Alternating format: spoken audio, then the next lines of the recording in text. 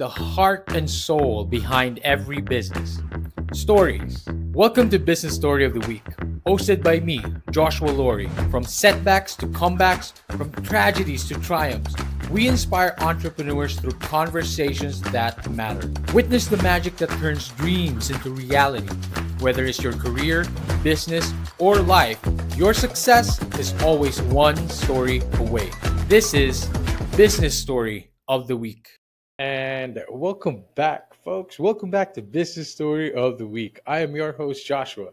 And today's question is, can Bitcoin mining be both profitable and eco-friendly, especially in today's economy? Well, Rob is exactly the guest to answer that question, the exact expert to answer that question. Rob Chang is an experienced executive who most recently was a CFO of Riot Blockchain and has consulted for other publicly traded blockchain mining companies. He has over 25 years of experience in the financial services industry, including serving as the managing director and head of metals and mining at Cantor Fitzgerald, where he was recognized by Bloomberg as the best precious metals analyst in Q1 2016. Wow.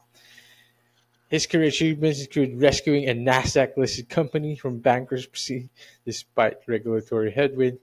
Mr. Chang is frequently quoted regular guest at several media outlets, Bloomberg, Reuters, CNBC, and the Wall Street Journal. Mr. Chang also previously served as Director of Research and Portfolio Manager at an investment firm that managed $3 billion in assets. He currently sits on the boards of Your Energy and Fusion Uranium. Mr. Chang completed his MBA at the University of Toronto's Rotman School of Management, and today he is going to share his experience, his insight with us. Mr. Chang, Rob, thank you for coming on the show. How are you doing? I'm doing fantastic, and thanks. That's a little flattering, so really appreciate it. Well, it's quite the experience that you've had there. I especially loved the detail there where you rescued a NASDAQ-listed company from bankruptcy. You've had an impressive career trajectory from financial analyst to now the CEO of Griffin Digital Mining. But what is the story? What is the journey behind all of this? What initially drew you to the world of financials and now to the world of digital mining? How did your previous experience shape your approach to leading Griffin? Great question. Usually no one asks about why I go into finance, so thanks for that extra bit of All right. interest. So it's funny, as you're a kid, you grew up, I wanted to be an astronaut, but I guess a lot of us did. I realized I'm not good at heights. So I figured then, hey, let's make a lot of money. And who does that? Well, those finance guys usually do, those Wall Street shows, like Wall Street, the movie, things like that. So got really interested in the finance world because of that. So I did my MBA. Right.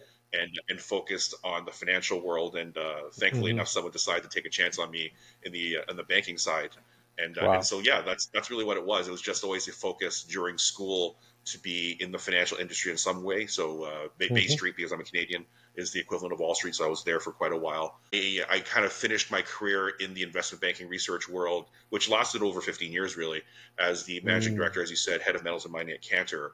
And what caused me to switch is actually a fun story. So in 2017, one of the investors that I worked with is a well-known London portfolio manager. I found out that he had a 1% allocation in Bitcoin in his portfolio.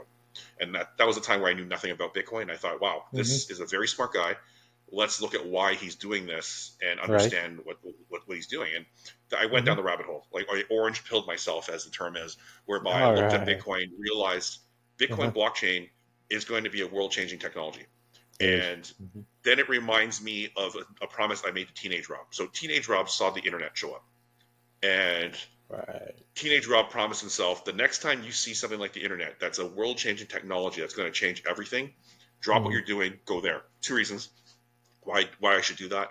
First one is you get to do some really cool stuff if you're at the forefront of a new emerging technology. That's just really fun. You get to shape the world and do things. The other reason, though, is that generally speaking, as long as you found a somewhat decent company, you can get pretty rich working for these companies as well. And so that was the promise I made for myself. So that was late 2017. So in 2018, it also just so happened that one of my other investors was behind Riot Blockchain. He was the one of Wow, very the cool. founding investors for it. Helped to get onto the Nasdaq as the first publicly traded Nasdaq company on for Bitcoin mining. And so they Wow. said, "Hey, we're looking for a CFO. Why don't you fly Hmm. down and take a look?" I flew down, got the job on the spot, and I took it. And so I career Wow. changed in 2018 and was the CFO of the first publicly traded Bitcoin miner on the Nasdaq. So that was Riot, and that's how I got into the industry. Wow, that is very cool. I mean, first of all, shout out to Riot, and the way you got in there is quite the leap, so to speak. But it wasn't exactly an overnight leap, so because you had the idea, you researched, like you said. I love how you termed it. You orange pilled yourself into the blockchain world. Basically, I love that. And like you said, it had potential to change the world, to be at the forefront. What was it like being there at Riot Blockchain and being the CFO and being the first, one of the first uh, publicly traded miners, so to speak? And Yeah. how's it faring today? What would you say was the difference, the big significant difference of blockchain mining then to blockchain mining now? Wow, we can go on forever for this. So it Oh, is yes, very different. absolutely. It was very different because when you're the first at something, all of the problems come to you first. And so Oh, Bitcoin mining is pretty well loved, I say, or at least more loved than it was before by mm-hmm, investors. Back then, mm-hmm. people thought it was a scam. Bitcoin was some Yep, weird thing. yep, Some pirate's going to steal all the money, steal all my Bitcoin, mm-hmm, stuff like that. The SEC mm-hmm, hated Bitcoin. You can argue it still does. Banks mm-hmm. definitely did not like Bitcoin. So it was all Yep. sorts of problems in 2018. And Mm-hmm. so people remember Riot now being a multi-billion dollar company. And I'm very proud of the fact that that company became that. Back then, no. Back then, the Mm-hmm. stock actually was under $1 for a while. So Whoa. it was just not popular. We had bank accounts shut down on us because the banks didn't like Bitcoin and wanted to kill off Bitcoin. They're still doing that. Mm. We had Yeah. the SEC asking all sorts of questions because we were the first Bitcoin miner. So they Yeah. were just asking lots of questions because it's new. Wow. And Yeah. then I know there was some there was some scrutiny because some of the investors involved with Riot, nothing to do with Riot, but the investors that were known to be behind Riot, they had an SEC investigation behind them. And so because they were Ooh. associated with Riot, everyone started saying that Riot was also a scam because of that. So had to manage a lot of the downturn. And then, of course, Bitcoin wasn't helping because when I Of joined, course. Bitcoin was around called 11,000. It touched Right. 17 and then it dropped down to 3. Yes. Our Absolutely. costs at No. that time were 7. So we had to also manage an operation that wasn't doing that well when we started mining. Mm-hmm. So all things being told, it was tough. Basically managing a company that you had revenue that wasn't quite meeting your costs, so you're basically covering 10 pots with 8 lids all the time, and just managing through it. But it was a great trial by fire. Learned a lot about how to be an executive and a lot about how to run a company, especially a company that controls costs, and that's why Griffin Mm-hmm. is so cost controlled because I've done this before, and also Mm-hmm. just learning about Bitcoin in general. So it was great experience, very different from now because everything was Right. uphill. For example, audit firms weren't interested in looking at Bitcoin mining because they've never seen it and it looked like illegal stuff that Yeah. people always talk about. Absolutely. Mm-hmm. Banks weren't willing to, investment banks weren't really willing to work with us either. So we had to be the trailblazer for a lot of different things, which was fun. Mm-hmm. And because of that, I have great contacts because I was kind of the first for many Right. guys. And many Absolutely. guys who are in the business now started working originally because Riot was working with them and it was me working with them. So it's nice to have those contacts. So very different from what it is now because now we have a developed industry. There's Mm-hmm. over 20 some odd public companies when we were the first Mm-hmm. one, at least on the NASDAQ. And when you walk in the door, most places people at least know who you are and they're willing to work with you, Yeah. which is nice. Whereas before it was Precisely. what's Bitcoin, Precisely. what's Precisely. blockchain, and what's all this stuff. So very very different. But I'm glad the industry has matured. There's still a lot more to go. I think we're still like maybe the second or third inning of the whole thing. But Mm-hmm. I was in the pregame before. That's really where I was before, and it was very Wow. Of uphill. course. Mm-hmm. But it was worth it because I'm 6 years into this career, which doesn't sound long for most industries, but for Mm-hmm. Bitcoin mining, it's really long It's for already, especially it's public actually pretty companies. long. That is true. Yeah. That is true. So And out of the that, work. that's one. And the way it blew up as well. I mean, I did see that as well. The coming up of like Bitcoin, I was one of the first few miners as well. Just doing it on your home GPU, racking up your electricity bills and just putting. And everyone's like, "What are you doing? Like you're spending all this."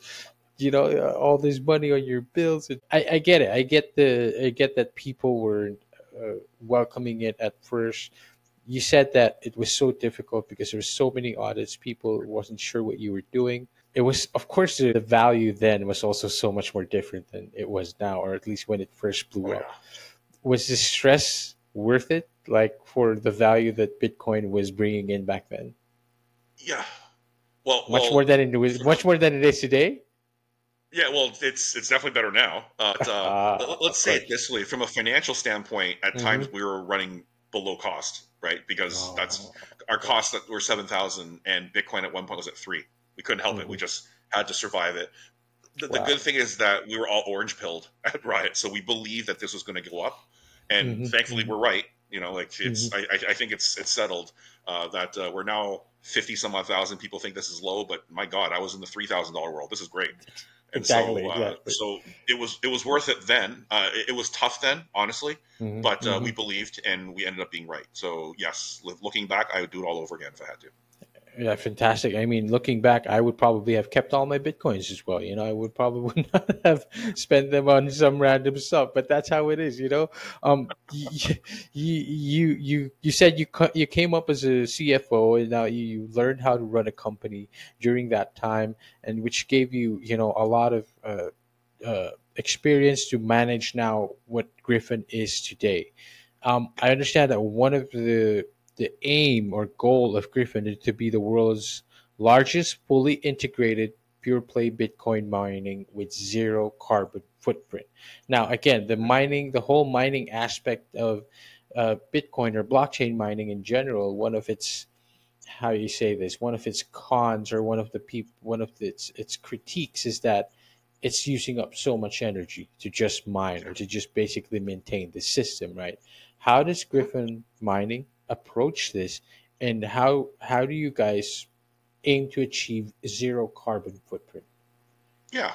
So there's a lot in there, so I'll address it as I can remember. But the Please. key thing first is there's a lot of electricity being used, and people Hmm. point at that as if it's some type of fault. It's actually not a fault. It's actually a feature of It Bitcoin. is. So Mm-hmm, yes, it's hmm using a lot of power, but so are Christmas lights. Like we've heard this one hmm before, probably that the usage of Christmas lights is about the same as the Bitcoin network. So Yes, you know exactly. you can argue which one's more valuable, and Mm-hmm. no need to get into the argument. But that's my point. Mm-hmm. The other thing too is the reason why the electricity it's a feature is that it makes Bitcoin secure because it uses so Yes. much power.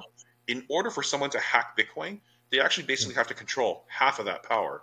And that's Yep. pretty much financially impossible for anyone. Hmm. So, hmm because of that, one can be extremely comfortable with the security of Bitcoin because no one can really hack it, at least not from that standpoint. Well, actually, Right. that's the main standpoint. So, you can't hack it from that standpoint.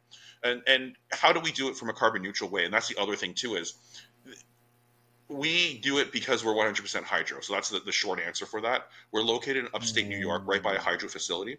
And so we are independently certified. I think we're one of the only companies that have it. I think we're the first to have a third Wow. party certification where they audit our emissions.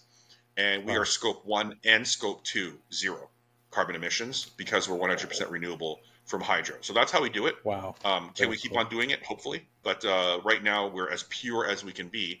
And I'll also add one additional thing that makes us even more unique in that Hmm. we actually bought some carbon offset credits early in our existence. We got a great deal on those. And so, technically, if you did math in a certain way, you could say that we're actually carbon negative because we are zero to begin with, but we also Wow. own these credits that I could use for our scope 3 emissions. And scope 3 is like when I travel, Wow. there's like Okay. emissions, or when Yes. machines get delivered Hmm. to us, there's emissions. We could Hmm. offset those with our carbon credits and even offset more. And that technically we can go negative if we wanted to because we have credits. So for Wow. anyone looking for a Bitcoin miner that's clean, so to speak, I'd Hmm. be hard pressed to say that there's anyone that looks more like one than we do as Griffin. Wow. That's very cool because, of course, you're addressing the things, one of the biggest critiques when it comes to Bitcoin mining. But of course, like you said, I totally agree with that. That maintaining the network, it is actually required. It is actually a feature of the the whole network. Financially, you have to control everything, which kind of leads me to a tangent question that I just this is more industry wise and pertaining to whales, so to speak. Are the movements right now, the dips and the dives and the rises and everything, how much of it right now? Because back then, it was your typical, the kid or your basement, or this IT student, just your typical regular Joes getting in, orange pilling themselves into Bitcoin. But now that everyone realizes its value, whales have come into this, and they now have a significant amount of Bitcoins, enough to influence prices and dips. How true is that, so to speak, when it comes to Bitcoin whales? How much is there? How much whales is there out there, and how much do they really control when it comes to the pricing? That's a good question. There are some people who are very dedicated in following the large wallets and seeing where they're all Hmm. going. Like I know I follow Yeah, one website that actually tracks any time a large transaction happens on any of it's these it's whale big. accounts. So Yeah, I it's mean, big. I'm not an expert on it, so I'm not following it so much as those are. I quite do believe interesting. that Yeah. there are a significant number of whale accounts that do Hmm. really influence the trade Yeah. for Bitcoin, and some of them are Hmm. smart. They'll disseminate it into smaller accounts, so when they trade Yeah. around, you can't quite tell it's them, but it's still Hmm. them. Hmm. So some people are conspiracy theorists and believe that Bitcoin prices are often fluctuated by the whales pushing it around. I believe Hmm. there is some merit to that, but Yep. I'm not versed enough, and I haven't been looking at it as much as others have been to really follow and track. But I do believe there is a significant influence. Yes, and it's quite it goes quite against what I mean, being orange pilled myself. It's like the view or the goal of Satoshi when he came up with the coin was like to democratize control of finances, so to speak, right? Allow everyone the control to it, remove the third party, so to speak. But with the financial or the digital, like the environment, so to speak, the economical environment and all that, having people, huge whales control that pricing kind of goes away from what Bitcoin is supposed to be achieving. What do we do about this? Is it at the point of no return, or is it, you think, it's because right now it's really just what Bitcoin and Ethereum, right? If we're really talking about the really big established coins, the rest, there's no guarantee the rest of the coins are gonna stay, right? They could probably get wiped off like all the other coins, but Yeah. Bitcoin and Ethereum in particular are here to stay. But can they keep serving? How can we allow it for us to keep the serving the public and maintain its vision, so to speak? I I don't think we're at a point where we have a small amount of people controlling a large amount of it, Yeah. and the fact that you can fractionalize this quite a lot, and the Hmm. value of Bitcoin has been rising, is that the usability of even a fraction of a Bitcoin has risen. Like when I started, when Bitcoin was only at worst $3,000, fractioning off a Bitcoin, cutting in half is about 1,500, whereas now Hmm. cutting off half a Hmm. Bitcoin, you're still at $25,000, $30,000, right? So Hmm. there is a usability even for the small amount, or relatively small amount you could say, of the float that actually moves around. Hmm. And that's the interesting thing too, is that we're actually getting scarcity because of this, because if people are holding it and not using it, saying they're not using, if they're not using it, there is a scarcity of less supply for the demand that's out there, right? Like, I know Hmm. you didn't ask the question, but I could also touch upon the fact that as people forget the passwords of their wallets, that Bitcoin kind of gets locked away, right? And you're Forever. losing that as well. So, and Hmm. I'm actually excited about that, because that means the value of the Bitcoin's even more. We just don't know it Exactly, yet. exactly, exactly. Yeah. That is quite funny. I mean, that's the nature of the economy. That's the nature of the economy surrounding Bitcoin, so to speak, and cryptocurrency in general. You obviously have such an extensive experience when it comes to the industry, especially also when it comes to capital markets and blockchain technology. Mhm. I'm really more interested now in how do you see the future? How is the future of cryptocurrency shaping up and digital mining in the next few years? Digital mining, everyone predicted that it's probably going to go away, especially when it came to, I forgot what Ethereum, what was it that Ethereum proof of, the Stake. yeah, proof of stake. There you go. It Yes. was different from what the vision was, or what people were saying, that it was completely going to wipe off mining. Right? We're no more need for mining anyway. But of course, Yeah. proof of stake has its own cons as well. It Of goes course. away from that. It's taking away that power from the people, so to speak. At least in my limited opinion, but. at least in your case, with your extensive experience, how do you see this future of cryptocurrency moving forward? And how do you see Mhm. digital mining? Do you think it's here to stay? Yeah. So I think Bitcoin is here to stay regardless. I think there's a Hmm. very, Hmm. very high probability that Ethereum also will, or Ether Hmm. also will. So I think those two very likely will stay forever. The Yes. others, is there going to be anything else that joins? I don't know. But right now, I wouldn't bet anything long term Yeah. that those will stay. Like 10 years from now, I'm pretty positive Bitcoin and Ethereum will still be around. That Agree. being said, the I think Bitcoin will always be valuable, primarily because of the whole energy. Sorry, what I want to say is proof of work versus proof of stake. That Mm. conversation that you just There talked you go. about. Yes. I Hmm. think proof of work, again, it's a feature. The hackability of proof of work is still That's it. substantially harder than it is for proof of Absolutely. stake. If anything, it's gotten easier because yes, Yeah. you're going to need a lot of holders to collude, but now you have the opportunity for a lot of holders to collude. Whereas Yep. I think it is just flat out impossible for someone to control 50% of the network in Bitcoin. Hmm. I just think no one can do it, right? Either you need to be so smart to hack over half of us and none of us noticing, which Hmm. is going to be impressive, or you need to somehow Hmm. control half of the power and be able to do it yourself naturally. I just don't think that's possible. Whereas theoretically, you could gather enough Ethereum participants to Yeah. work together and then start doing things negatively. Theoretically, Yes. it's still it's a greater probability in that direction. So I Hmm. think that's the case. But overall, looking at the global cryptocurrencies, I think we're going to see Bitcoin at least, and probably Bitcoin and Ether will probably take its place as another global currency. So just like we see the British pound, the yen, the US dollar, Canadian dollar, I think we're going to start seeing Interesting. Bitcoin. That's going to be right there with all of them as a means of value transfer, simply because it is a much better system of value transfer than any of the other currencies, to the point where I think it will take its place among them and probably eventually start taking a lot of share and maybe be the leader in the global currency and replace the US dollar. Wow, that is truly absolutely orange pilled. The same thing I would say as well. There you go. Every orange pill guy would definitely say that. Like, I mean, of course, like we wanted, like you said, like people always predict that it'll never replace fiat, and I think there's some merit to that. But to me, it's like if you're looking far ahead into the future, why not? Why not it be the main source of currency? It's literally quite digital right then and there, right? And then people Mhm. want more control of their finances. And I think that alone and those factors alone gives it Yep. enough power, enough staying power. I also, of course, like I love what you said about proof of stake, proof of work, the difference of these two. I mean, proof of stake, of course, also has, a huge difficulty or probability of not being controlled, but it's more or less Yeah. likely, of course, with proof of work. And I love that. I love all the insight that you provided today, Rob. And of course, you have insight and successfully managed. You wouldn't get you here, and you wouldn't be able to have rescued a Nasdaq listed company out of bankruptcy. But as a way to kind of like put this all together, I want to ask a bit more about your experience.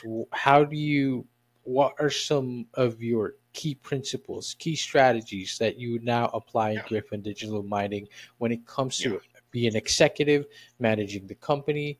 What were the Mhm. experiences that you took from your previous experiences to now navigating crucial, challenging times, especially cryptocurrency is not always stable, right? How do you do it, Yep. Rob? Yeah, and thank you very much for asking this question, because it's actually a very important question to ask. In Hmm. that, because of my experience as a financial analyst, I ran a portfolio, as you mentioned, and I was on the Hmm. sell side for the investment banking research world as well. One of the Hmm. things I noticed is that blue chip companies that really last are ones that are managed really well, cost control, and looking more towards shareholder value as opposed to just growing. And I think Hmm. that's one of the key things, because when you look at any hot industry, Bitcoin mining certainly is a hot industry. AI is definitely a really hot industry now. But if you look Yeah. back, cannabis was a very hot industry. And I know uranium mining, which I'm involved in too, was also a very hot industry. In every one of those hot industry cycles, you'll get a lot of new players coming in. And you saw that with Bitcoin mining, because we were only one company in 2018, and now we're over 20 some odd companies now. You're going to see a Right. lot of people try to come in and make a buck. And what that means is they start up companies, they focus on whatever metric the retail investor really focuses on, and then they make that number as big as possible so they get these gigantic valuations. And what Right. ends up happening is they do this at the expense of running a better company. And what I mean by that is you've seen Mm. it too, because post 2021, quite a few companies struggled, some failed, some declared bankruptcy. And it's because they grew too fast and they didn't really care about making Yeah. building a good company. So their costs were too Yes. high, their loans were too big, the There you interest rates go. were Mhm. ridiculous, and they struggled. Mhm. And so that was one of the key things, is that for Griffin, and our mantra is we want to build a blue chip company in the space. So from the get go, we only made decisions that were great for our investors, even though it might have come at the expense of growing too fast. And what that Right. means is, well, actually, let me show you the proof. During the downturn that happened in 2022, 2023, we never had a single month where we were operationally cash flow negative. And it's because we made sure that all of our operations were low cost operations. We Wow. specifically designed our cost structure to be variable. So when the price of Mhm. Bitcoin goes down, our costs also went down, That's right? it. Whereas That's it. many of our peers did these flat pricing structures where if Bitcoin drops enough, it'll go negative. Whereas for Mm. us, it was designed that they would both go down and up at the same time, right? Wow. So making decisions like that helped us survive and thrive during those periods. So we emerged on the other side pretty well. And that shows, because we're one of the most efficient Bitcoin miners. We were actually outright number one for quite a long time. We're still Wow. solidly in the top half of top, if not top third, all the time. And it's Mhm. the experience we have in running the operations. And that's the key thing, is that our belief is that as an industry matures, so when we go out of those hot cycles and go into a more stable, where everyone cares about cash flow, good management, things like that I nature, love that. investors are going to start looking at management teams and execution, and they're going to look at who has actually run the companies in the best possible way, as opposed to risking it all and potentially losing it. Wow. And they're going to eventually, in my opinion, reward Griffin for running it the right way, the blue chip way. And so that's what we're That's doing. And we're looking to grow, don't get us wrong, but we're definitely not going to blow anything up trying to get there. That's it. Wow, you are the man to talk about this. Absolutely, Robin. You are approaching Yes. this in such a way that's that cost controlled, very sound, very logical in the approach to this, and it shows. Your experience shows, and it shows that it's like you said. I love how you say the blue chip way, the proper way, the blue chip way, the sustainability, so to speak. Sustainability in the management aspect of it, the executive aspect of it, the sustainability also in the carbon footprint aspect of the energy aspect of it. Rob, this is more of a little tangent on the side, but how about the regular Joes? Is personal digital mining, Bitcoin mining, still alive for someone like me who going to put together a small rig, maybe strap it to a solar power? Is it still very much viable to mine Bitcoin as a regular Joe? As a regular Joe, I would say if you're doing it for fun, all the power to you. Hmm. However, if you're doing it trying to make money on it, it's going to be very Hmm. hard. Unless Hmm. you have access to cheap power, because, for example, we've been running at 6 cent average cost for quite a while, and we're looking to Wow. aggressively drive it lower. Wow. Whereas I know I live in Canada and Ontario, and I know our costs are anywhere between 9 to 11 cents on a Mm-hmm. retail, like regular housing cost. So Hmm. I'm outperforming you right out of the gate. And so as the global network hash rate becomes more competitive, it's Yeah. going to drive costs closer. It's going to drive revenue margins closer and closer to costs. And so it's Hmm. going to be more expensive for you to mine something than it is for me. And Hmm. so there will be periods when Bitcoin's really hot that everyone, no matter what you have, is going to make money. Right. Take with a grain of salt. But on Mm. a long term basis, I don't think an individual miner is going to do quite as well unless they have access to cheap power. And so Right. if you can get it, great. But I think just to do it for fun is also great. Like I would love to, and I haven't done it yet, but I've always been kicking around the idea of just getting a miner and plugging it in somewhere in my house. I know lots of people who've done this. Hmm. But Hmm. then again, I'm also the CEO of a company that has over 9,000 of these machines already. So how Exactly. much of a difference is that going to make? Um, Exactly. but it's fun. And when Bitcoin rips, if you earn one Bitcoin, you're gonna pay for everything and then some, right? So it works that way. But Hmm. on an ongoing basis, I think it's gonna be tough for an individual person to do well with a single machine. But not to say that we So shouldn't. We it secures the network, which is also good. exactly, I was going to say that, but at least if you do it for fun, you understand. Again, if you're substantially orange build, then you understand the value of putting in your own miner, strapping it up, and just for the security of it. Maybe not to make money short term, but maybe I don't know. Maybe in the long run, when we have flying cars and everything, your miner's still running and all that. But Rob, does that mean cloud mining is the way to go? It possibly could, right? Because you just buy your way into some hash rate. So certainly, I think it's almost really just trading a commodity at that point, Yeah, right? Because if pretty you much. can buy or sell the cloud mining, you can do pretty well. So yes, I think that is a way to go for an individual who wants to have access and wants to be a little more financially uh, to do better financially. I think if someone's astute in doing that, that might be the better way to go, as opposed to buying the $4,000 rig and hoping you're going to hit a Bitcoin. Four Right? thousand. That'll be kind of hard. It's definitely all right. $4,000 rig plus what, a $2,000 solar rig as well. I don't know. I don't know how Oh, that's if you're gonna going to do work. all that, yeah. And that's the other thing too. Like I sometimes see providers for retail. Like I know Celsius did it before, and there's a few other Yeah, companies so that are doing it now where they'll sell one machine to one person. But those mhm. rates are awful. Like Yeah, yeah. they're selling you the machine at a bit of a like at much more than I would have to pay for a machine. That's one, hmm and then the hmm operating costs are higher than what I'd have to pay too. So, and hmm yes, it's economies of scale. You're one person, so they're gonna have to make it on you. But man, hmm they make it so expensive that it's gonna be pretty hard.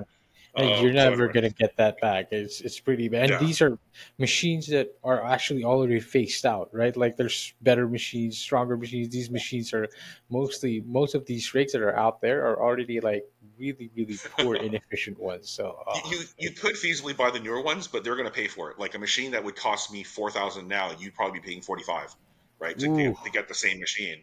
And so hmm you're behind right out of the gate. And so already. yeah, That's which is just still how it is. possible to do well. Bitcoin rips. So yeah, Yeah, well, you are betting on that. If Bitcoin like just blows up, then you might get some of it back, and then wait for the next 8 years the bull run. The next 8 years, something like that. That's just how I think the nature is. Uh-huh. yeah. Well, I think the bull runs every 2 or 3 years. Like Well, I think to be fair, that's the cycle, but we'll see. yeah, I'm exaggerating, of course, but 2 to 3 years is more closer to that. And, but yeah, it's a long game. You've been in it longer than anyone has as well. And Rob, I'd love to give you this opportunity now. Where can we find you? Where can we connect with you? Are you on any social media? We want to keep up with your life, and how do we learn more about Griffin? Yeah, so our website, griffindigitalmining.com. It's we recently redesigned it. It looks pretty snazzy, so encourage people to take a It look. is We're pretty very good. proud of it. Hmm Our Twitter is Griffin Mining, and people can certainly follow us on there. We have other social medias, but those are our primary two. And I have a great social media team that manages it for me, so I'm happy with what they're doing. And yeah, Fantastic. would love to interact. One thing I would note though is that we try Oh, our best to actually engage. So when yeah. people actually message us on social media, oftentimes it actually is me responding. I'm hmm not going to respond to everything because sometimes you get some pretty stupid questions, or not stupid, but like uh, questions that you can't answer. Let's say Yes, because pretty we're a much. public company, but we try to be as open and transparent as possible, and we try to engage with our shareholders as much as possible. So I do encourage if someone wants to ask questions, it's much easier to do that than to go through chat boards because I never message on chat boards, but I will respond on Twitter or emails and stuff like that. Well, that's it right there. And of course, I invite our audience and listeners to send Rob a connect on LinkedIn. I said you connect myself. Let's connect there, Rob. And Rob, this has been fun. I really love this topic in particular because I was one of the early adopters. I just didn't think it was gonna. I just didn't keep my coins. Basically, that's the bottom line Yeah, of no it. one did. But no one did exactly. I rested that thought that I wasn't. But still, like I believe in it. Uh, and I love that the way you talk about it is still, it's sound. It's not always, we may be orange pilled, but it's sound, it's logical, and the approach, your experience is truly shines throughout this whole time interview together. Rob, thank you so much for coming on the show. Well, thanks for having me. This was really enjoyable. I'd love to do it again. Oh, I love to do it again myself, Rob. Thank you so much, and to all our audience listeners out there, I hope you got as much value as I did, and as much fun as I did as well. We will see you on the next one. Thank you for watching. All right, so here's the thing. We try to get a little bit better every day, but we can't do it without you. So if you like the video, make sure to like and subscribe below. And if you have any comments, just leave them in the space under.